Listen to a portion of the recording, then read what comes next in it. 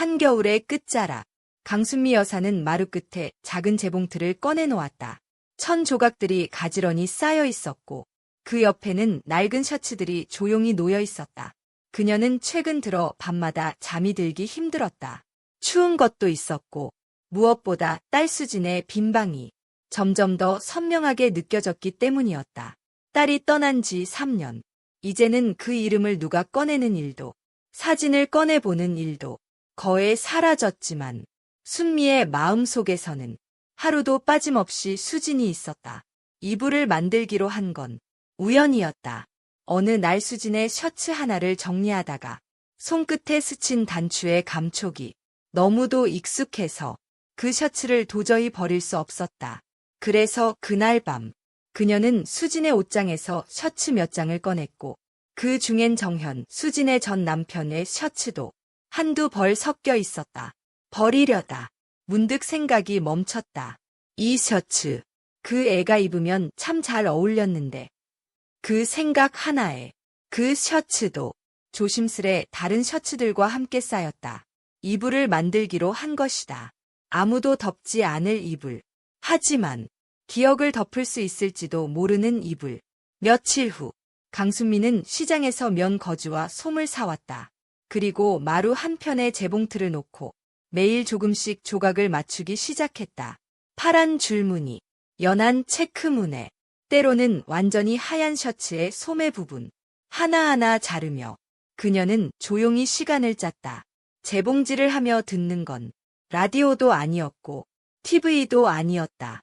그녀는 자신의 숨소리, 실과 바늘이 지나가는 소리, 그리고 천이 스치는 감촉만으로도 충분히 마음을 채웠다. 그러던 어느 날 정연이 갑자기 그녀의 문 앞에 섰다.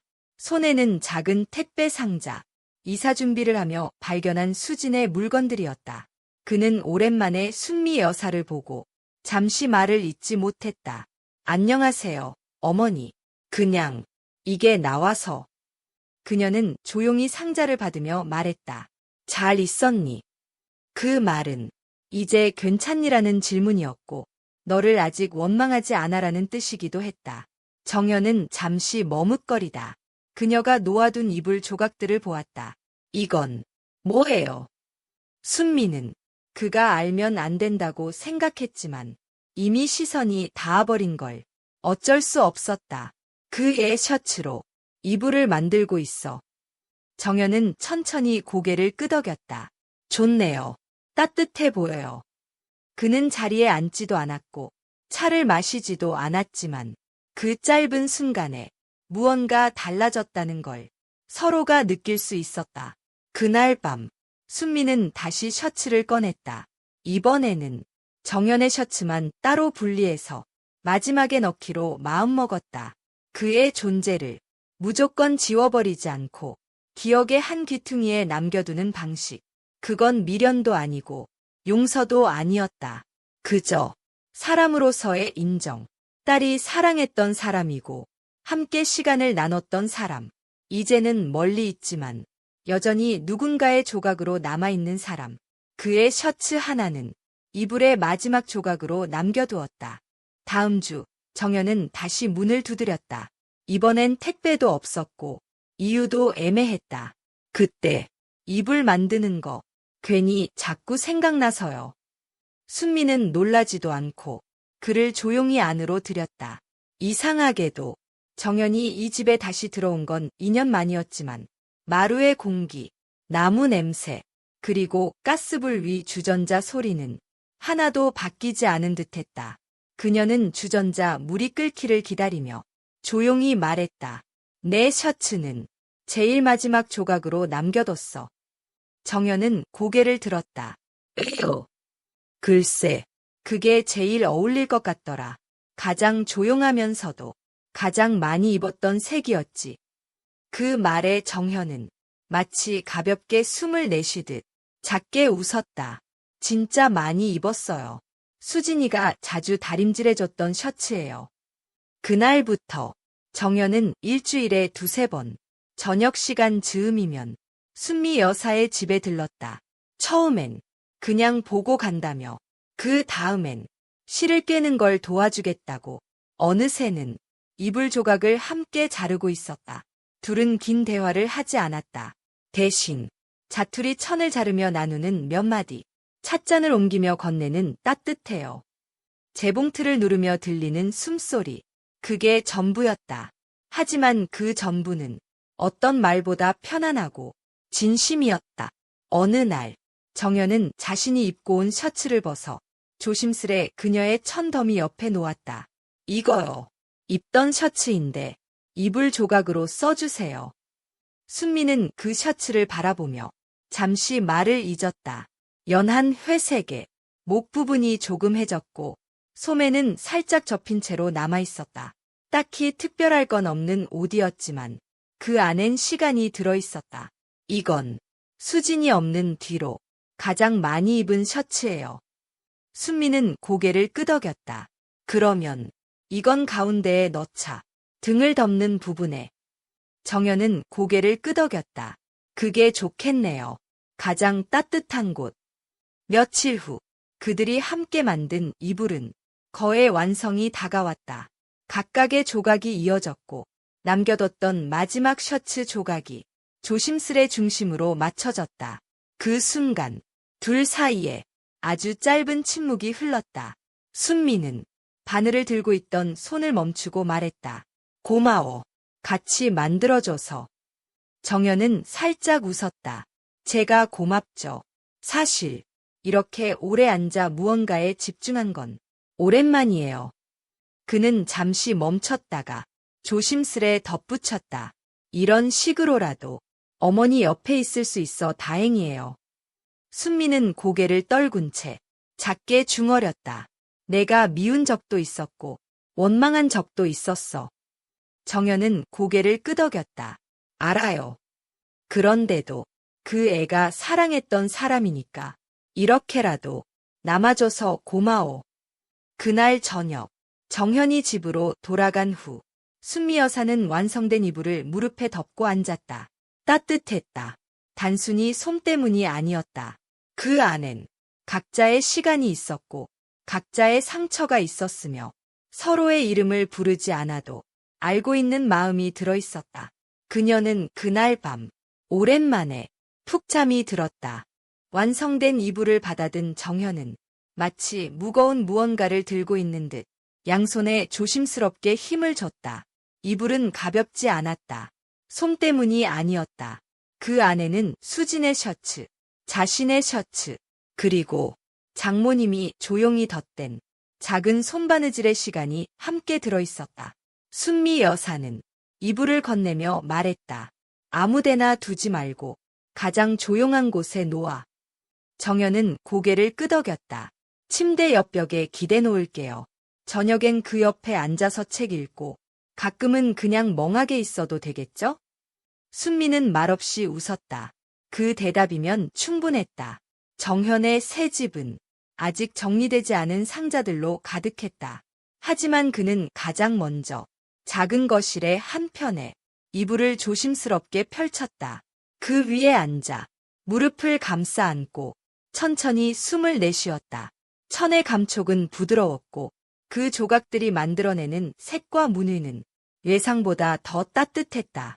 그는 문득 떠오른 생각에 서랍을 열고 펜과 종이를 꺼냈다.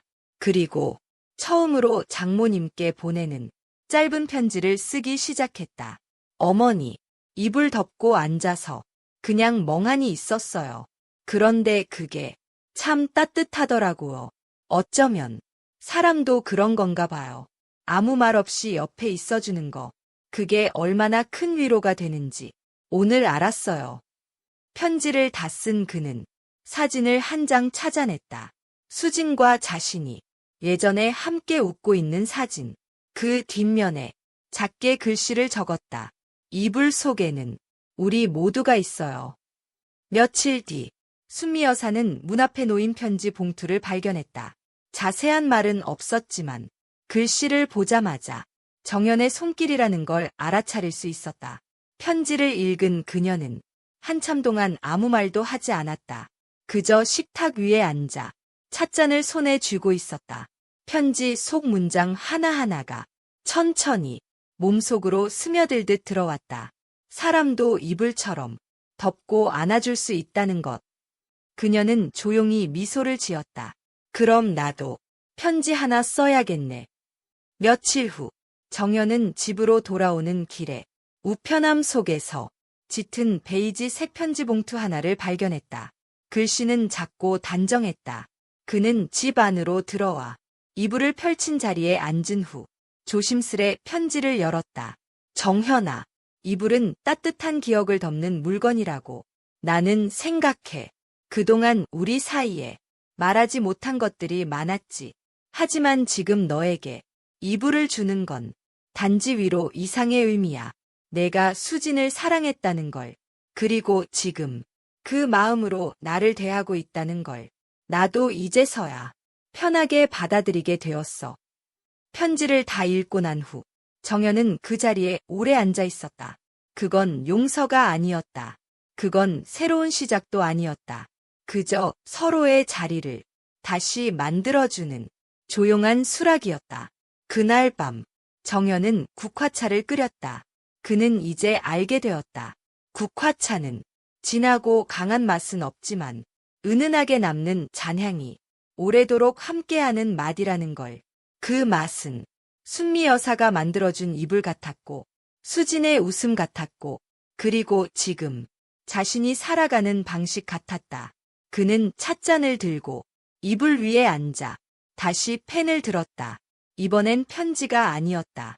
그는 자신을 위한 짧은 일기를 썼다. 오늘 이불 위에 앉아 엄마가 된 사람과 사위였던 내가 비슷한 마음을 가지고 있었다는 걸 처음으로 느꼈다. 그날 아침 바람이 유난히 많이 불었다. 창밖의 나뭇잎들이 요란하게 흔들렸고 식탁에 놓인 찻잔마저 잔잔하지 못했다. 순미는 두 손으로 찻잔을 감싸주며 창밖을 바라봤다. 완성된 이불이 조용히 소파 한쪽에 개켜져 있었다. 손끝으로 그 위를 몇 번이나 쓸어보았다. 한 땀 한 땀 그와 함께 꿰매던 기억이 아직도 손바닥에 따뜻하게 남아있었다.